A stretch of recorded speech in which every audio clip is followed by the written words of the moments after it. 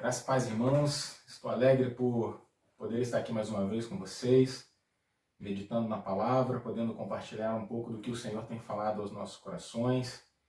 E essa semana, hoje, nós vamos falar sobre os maus lavradores e a igreja.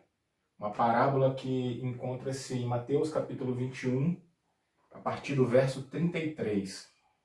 Gostaria de fazer toda a leitura, para que os irmãos tenham um entendimento da palavra, e aí a gente possa caminhar sobre o texto e entender o que o Senhor tem para nós sobre essa meditação. Amém? Diz assim, 33. E mais, atentai a esta parábola. Havia um certo proprietário de terras que plantou um campo de videiras, ergueu uma cerca ao redor delas, construiu um tanque para prensar as uvas e edificou uma torre. Finalmente, arrendou essa vinha para alguns vinicultores e foi viajar. E chegando à época da safra, enviou seus servos até aqueles lavradores para receber os seus dividendos.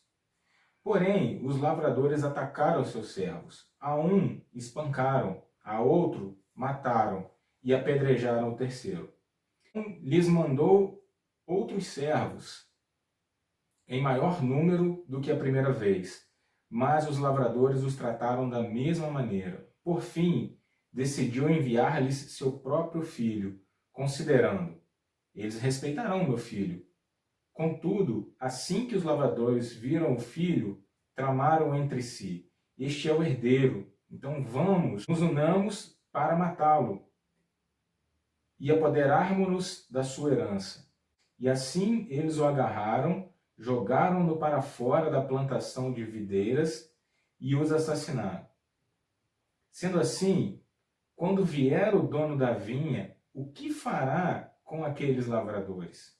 Diante disso responderam-lhe: ele lhe destruirá esses perversos de forma terrível e arrendará o seu campo de videiras para os outros cultivadores que lhe enviarem a sua parte no devido tempo das colheitas. Então Jesus lhe inquiriu: nunca lestes isto nas Escrituras?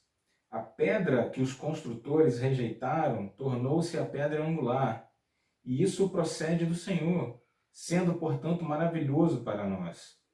Pois isso eu vos declaro, que o reino de Deus será retirado de vós, para ser entregue a um povo que produza frutos dignos do reino. Todo aquele que cair sobre esta pedra se arrebentará em pedaços, e aquele que sobre ela cair ficará reduzido a pó. Depois que os chefes dos sacerdotes e fariseus ouviram as parábolas que Jesus lhe havia contado, compreenderam que era sobre eles próprios que Jesus estava falando. E por causa disso procuravam um motivo para prendê-lo, mas tinham receio das multidões, porquanto eles o consideravam profeta. Irmãos, este é um texto maravilhoso, é um texto profético, é um texto que nos leva a pensar sobre vários aspectos. Então eu queria falar um pouco com os irmãos a respeito do contexto histórico, para quem Jesus estava falando, e o final do texto ele já revela muitas coisas, mas eu queria falar sobre alguns pontos com os irmãos. E o primeiro deles é que o texto é muito claro a respeito do cuidado de Deus com o seu reino. Porque existe todo um preparo da parte de Deus, existiu todo um planejamento, toda uma preocupação em edificar o local adequadamente.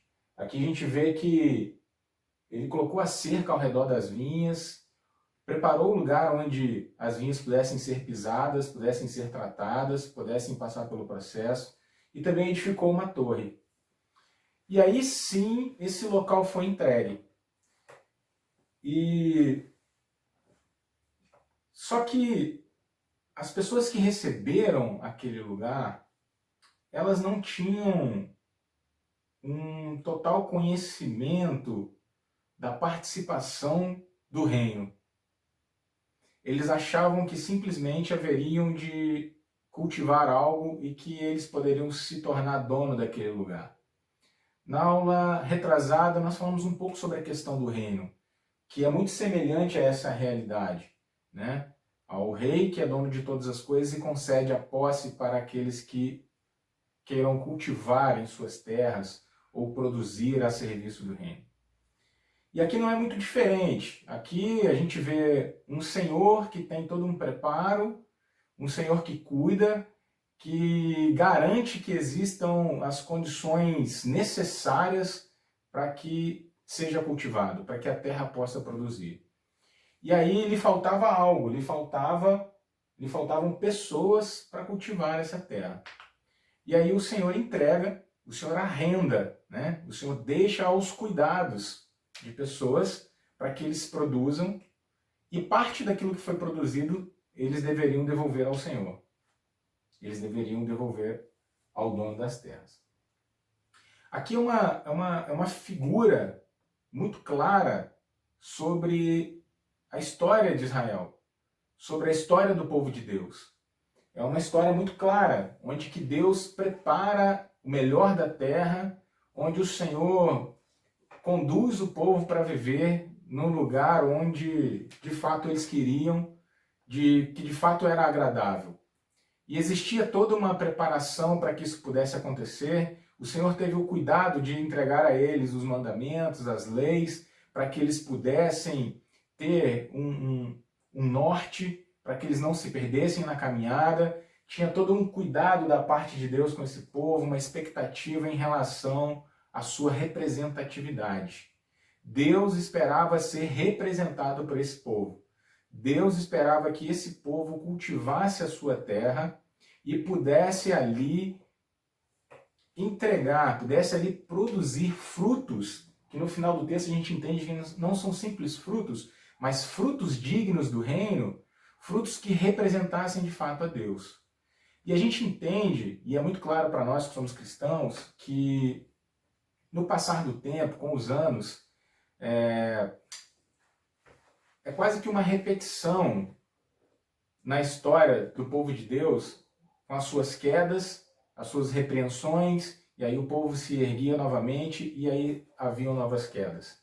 E o Senhor sempre ali enviava os seus profetas, o Senhor sempre, da melhor maneira, procurava estar repreendendo, procurava estar cobrando aquelas pessoas sobre o posicionamento que havia de ter sobre a terra, o tratamento e a responsabilidade que havia sobre os ombros deles. E sabemos também que muitos deles foram martirizados, foram mortos, perseguidos, e que chegou ao ponto que Deus precisou enviar o seu próprio filho. Então essa é uma história em que ela tipifica a trajetória do povo de Deus. Ela tipifica exatamente a trajetória.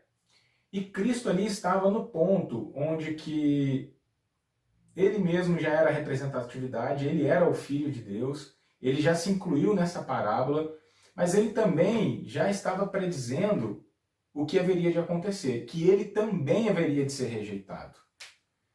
E por esse motivo é que nós hoje somos o povo ao qual Deus entrega esse reino. Hoje nós, na posição de gentios, temos a possibilidade de ser representantes de Deus. Nós fomos agregados, nós fomos conquistados, comprados por Cristo mediante a rejeição do povo que outrora era escolhido. Então, por esse motivo, nós hoje somos o povo de Deus. Nós somos a Israel do Senhor. Nós somos o povo pelo qual o Senhor volta, toma a vinha, toma todo o seu território e entrega nas mãos de outras pessoas. E é nesse ponto que eu queria falar um pouco mais com os irmãos. A história ela serve para que a gente aprenda, para que a gente entenda melhor o futuro, tome melhores decisões. Então a gente viu um retrato de alguém que não cuidou bem daquilo que era muito precioso, que aquilo que era muito belo aos olhos de Deus, nós não cuidamos, o povo que outrora era o povo de Deus não deu a devida importância para o chamado que eles tinham, para a vocação que Deus tinha para eles. Então nós agora estamos no final dessa parábola. Nós somos o povo, nós somos os outros donos de vinhas que recebemos aquilo que eles rejeitaram. Então isso tem um motivo de alegria para nós, por fazermos parte da família de Deus, sermos peças do reino do Senhor, sermos chamados filhos de Deus. Isso trouxe para nós também uma grande responsabilidade. E nós precisamos agora olhar para essa parábola e nós agora já não somos mais os estrangeiros. A parte contextual desse texto, o contexto da época, para quem essa palavra foi dirigida, foi para os fariseus. Foram para os religiosos da época. Essa palavra foi escrita especificamente para eles. E aí eles estavam enquadrados na parte em que eles eram os maus lavradores. E sendo os maus lavradores, o Senhor disse que o reino deles seria tomado. E assim foi feito. E o reino agora foi entregue à igreja do Senhor Jesus. Então agora, os donos da terra somos nós. E nós temos que ter o cuidado para não replicar os mesmos erros que foram feitos. Para nós não nos apossarmos daquilo que não é nosso, mas para administrar bem aquilo que nos foi entregue com confiança. Então, se nós simplesmente terminarmos por aqui, nós encerraríamos a nossa caminhada. Mas isso não é uma verdade. Nós precisamos agora inverter os papéis. Agora nós precisamos nos colocar na posição daqueles que arrendaram as terras. E é esse exercício que eu quero convidar vocês a estarem fazendo. É essa reflexão, de preferência entre família, entre vocês, que nós precisamos fazer. Nós sabemos que eles erraram. Nós sabemos que eles rejeitaram, mataram os profetas, crucificaram o nosso mestre. Nós sabemos de tudo isso. Sabemos que Cristo ressurgiu. Sabemos que Ele nos escolheu, nos amou, nos entregou, colocou sobre nós agora a posição de igreja, nos juntou como corpo de Cristo, somos agora mais um ramo da videira. Nós sabemos disso. Só que agora nós precisamos entender se nós estamos ou não fazendo o papel dos maus lavradores. E agora nós precisamos entender que tipo de lavradores somos. O que nós temos feito com a terra que Deus tem confiado a nós? Qual seria a resposta de Cristo para nós se Ele retornasse para buscar os frutos dignos do reino? Então, irmãos, nós poderíamos enriquecer o nosso conhecimento falando muito sobre tudo o que aconteceu naquele tempo, a dificuldade que as pessoas passavam, os motivos que podem ter havido de não querer entregar ao Senhor, o posicionamento dos maus. Nós podemos falar dos profetas que foram mortos, nós podemos falar de uma série de coisas. Mas eu queria trazer para o âmbito prático. Eu queria trazer para hoje, para agora. Nós como lavradores, qual seria o resultado dos frutos? Quais seriam os frutos que nós iríamos entregar ao Senhor? Será que nós entregaríamos? Como estamos reagindo quando o Senhor manda até nós os seus servos ou os seus profetas para nos exortar, para nos corrigir, para nos colocar no caminho de volta? Como temos recebido essas pessoas? Temos entregado o fruto? Temos fruto para entregar? E outra pergunta, os frutos que temos são dignos do reino? E aí nós precisamos entender quais são os frutos esperados por Deus de nós. De uma videira se espera uva. E sendo-se uma videira, não se produz outra coisa. Então, o que nós estamos produzindo? O fruto que nós estamos produzindo, ele revela o que de fato nós somos. Somos videira? Estamos plantando na terra do Senhor de fato aquilo que foi nos proposto? Estamos plantando videira? Estamos produzindo uvas? Ou estamos produzindo outros frutos? E o fruto, ele tem esse poder de revelar qual é a árvore. Quem somos nós?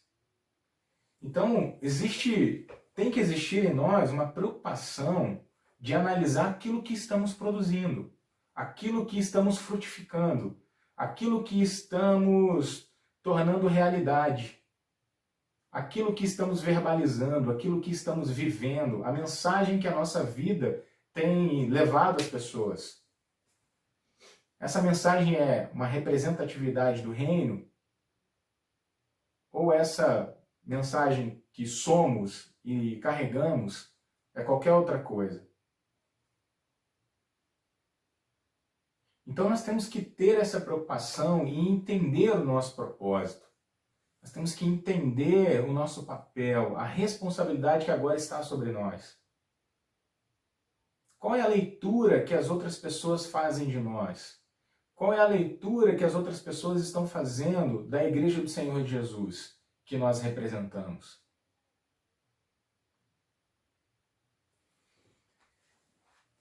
Certa vez o Senhor Jesus estava fazendo uma viagem e ele teve uma preocupação e perguntou aos seus discípulos o que as pessoas estavam dizendo sobre ele.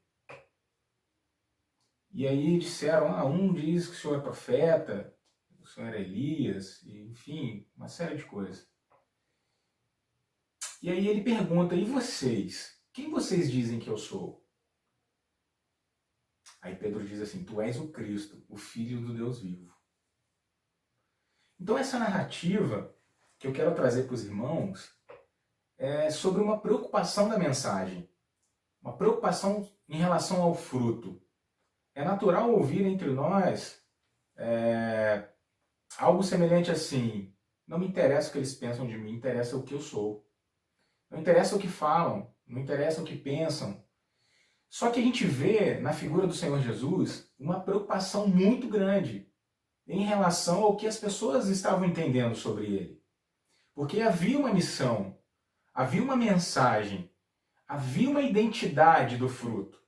E aquelas pessoas não estavam entendendo. E aquelas pessoas não estavam conseguindo captar aquilo que Cristo havia comunicado. E somente aqueles que estavam pertinho dele e ainda inspirado pelo Espírito puderam dizer que ele era o Cristo, o Filho do Deus vivo. E a partir daí, Cristo mudou drasticamente algumas coisas e mais na frente do texto ele diz que é necessário que ele morra, para que, enfim, as pessoas entendam a mensagem. E muitas das vezes nós não temos essa preocupação. Nós não queremos saber o que as pessoas estão fazendo ou pensando de nós. Qual é a leitura que eles fazem de nós? Qual é a mensagem? Qual verbo nós estamos materializando? Qual o verbo que está se tornando carne todos os dias na nossa vida? Então essas são perguntas que nós precisamos trazer para nós todos os dias. Essas são perguntas que nós precisamos entender. O que as pessoas dizem de nós? Qual é a leitura que as pessoas fazem da igreja que nós representamos? Qual é a mensagem? Qual o legado? Qual é o fruto? Qual é o fruto que nós temos? Qual é o fruto que nós somos? Então, irmãos, essa é uma palavra que mexe muito com o nosso coração. Essa é uma palavra que mexe muito com o nosso interior, com o que somos, com o que pensamos. E nós precisamos, de fato, estar muito atentos a esses pequenos detalhes, porque podemos estar reproduzindo a mesma figura. Podemos estar reproduzindo a mesma coisa, o mesmo terrível cultivador. E sabemos hoje, né, no cenário atual, se nós analisarmos criticamente, muitas pessoas se apossando daquilo que é de Deus, se tornando donos, proprietários daquilo que é de Deus, dizendo o que pode ser feito ou não com o que é de Deus, plantando o que quiserem, plantando o que bem entender. E se não for vinha, se não for uva, não consegue se devolver a Deus. O Senhor está à procura daquilo que Ele propôs que fosse plantado. E é isso que Ele quer receber de volta. E tem gente fazendo um monte de coisa. E onde nós estamos no meio de tudo isso? Como que é a sua comunidade? Você tem produzido para satisfazer as suas necessidades? Você tem produzido apenas para suprir as suas carências? Qual que é o propósito do que você tem cultivado diante de Deus? Você tem cultivado pensando como igreja que precisa de repartir com outras pessoas? Ou você tem cultivado a partir das suas carências e necessidades? Então, a representatividade do lavrador mau, ela está intrínseca em nós. Nós precisamos lutar contra isso todos os dias. Nós precisamos nos converter ao Senhor sempre, todos os dias. Nós precisamos analisar as oportunidades que estão diante de nós e como nós estamos agindo sobre elas. Nós precisamos ter essa preocupação. Nós precisamos ter esse sentimento no coração. Nós precisamos entender se de fato nós somos as pessoas que representam o reino do Senhor Jesus ou não. O fato de estar agregado a uma instituição religiosa ou uma igreja não quer dizer que estamos representando a Deus. E essa preocupação a gente precisa estar no nosso coração. Precisamos ser igreja. Precisamos pensar como o Senhor deseja. Precisamos alinhar o desejo do nosso coração com o desejo do coração de Deus. Somente assim seremos pessoas de sucesso. Deixaremos de ser pessoas frustradas a partir do momento que entendermos os propósitos, a vontade e o que Deus tem para nós. E é para essa meditação que eu quero deixar para os irmãos. É sobre esse tema que eu gostaria que os irmãos discutissem em família, refletissem sobre vocês, sobre a igreja, sobre as igrejas, sobre tudo o que tem acontecido ao nosso redor. O que estamos fazendo com essa terra que Deus colocou nas nossas mãos? É para isso que eu gostaria de chamar os irmãos, tirar esse tempo de meditação. Gostaria de orar com os irmãos um minuto. Feche seus olhos, se possível. Senhor Jesus, que a sua graça esteja sobre nós. Nós já entendemos o presente que nos foi dado, Deus. Nós já entendemos a grandeza do seu amor, da sua graça. Nós entendemos, ó Pai, a magnitude de tudo que aconteceu na cruz. E agora nós precisamos responder ao Senhor, ó Deus, da forma que o Senhor deseja. Nos ensine, Senhor, a trabalhar essa terra. Nos ensine qual semente devemos colocar na terra, ó Deus. Nos ensine, ó Pai, como cuidar dessa semente. Nos ensine como cuidar desse fruto. Nos ensine como administrar todas essas coisas. Nos ensine, ó Pai. Nos ensine para que nós venhamos ser um bom cultivador. Que nós possamos ser aqueles que de fato venham produzir nessa terra frutos que representam o seu reino, frutos que representem ao Senhor.